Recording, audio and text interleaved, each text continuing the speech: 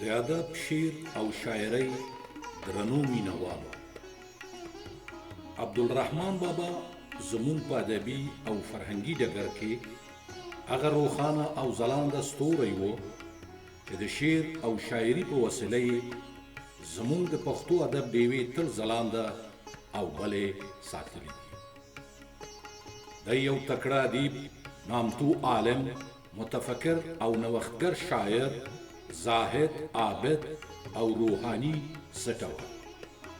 د رحمان بابا له نوم او روحاني شخصیت سره زمونږ خلک او په تیره بیا ټول پښتانه آشنا دي.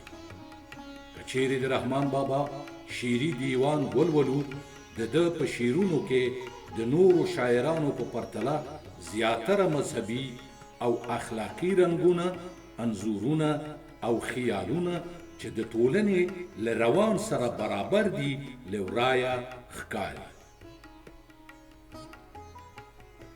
رحمان بابا شعرونه ساده، سلیس، روان او نازک خیاله دي. د ده په کلام او شاعرۍ کې هر ډول شعرونه موجود دي او د هر چا په ذوق برابر پکې مطالب، ژور خیالونه، تصورات او لوړ فکرونه په ډیره خوږه او اغیزمنه ژبه او په ډیر عالی او ظریفانه بڼه انځور شوي دي.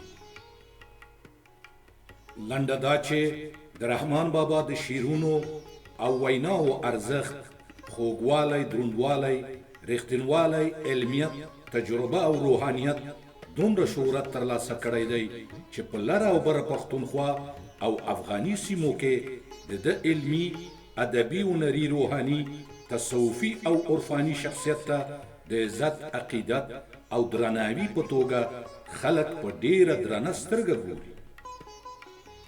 هغه هیوادوال چې د ده د علمي، ادبي، هنري او روحاني شخصیت سره آشنا دي، د ده د شعرونو څخه په خپلو ورځنیو خبرو اترو کې د نصیحتونو، پندونو او متلونو په بڼه ګټه پورته کوي.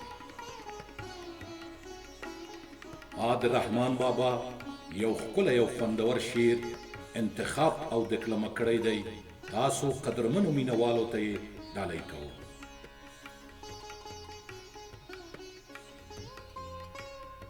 د ساقي په لاس کې جام د میو ناب دی، د ساقي په لاس کې جام د میو ناب دی، مطرب ایښی په زانو باندې رباب دی.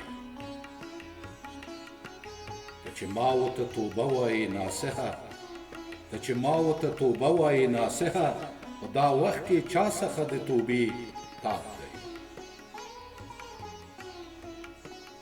زه چې ځان منع کوم د عشق له کاره، زه چې ځان منع کوم د عشق له کاره، په دا هسې کار کې کوم سود او ثواب دی. دا اسمان چې لوی په عقل کې باله شي، دا اسمان چې لوی په عقل کې باله شي، په محیط د عاشقۍ کې یو حباب دی.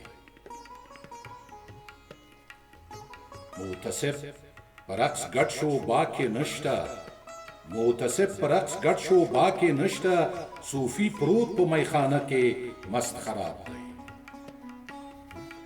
هر چې ژغوري سر و مال په عاشقۍ کې، هر چې ژغوري سر و مال په عاشقۍ کې، هغه کړی کور په مخ کې د سیلاب دی. رقیب باندې غفلت راغی ویده شو، رقیب باندې غفلت راغی ویده شو، یار پلو له مخ واخیست بې حجاب دی. ته چې خوب غواړې په عشق کې راته وایه، ته چې خوب غواړې په عشق کې راته وایه، کوم چا کړی د زمري په خوله کې خواب دی. بې عمل که کتابونه کیږدي په سر څه شو، بې عمل که کتابونه کیږدي په سر څه شو، گویا ایښی یې تر پښو لاندې کتاب دی. چې د شر له عملونو نه خیر غواړي، چې د شر له عملونو نه خیر غواړي، تشنه لب غوندې سر شوی په سراب دی. د دښمن له مکارۍ نه وویریږه د دښمن له مکارۍ نه وویریږه په نرمۍ غلط مشه سنگ در آب دی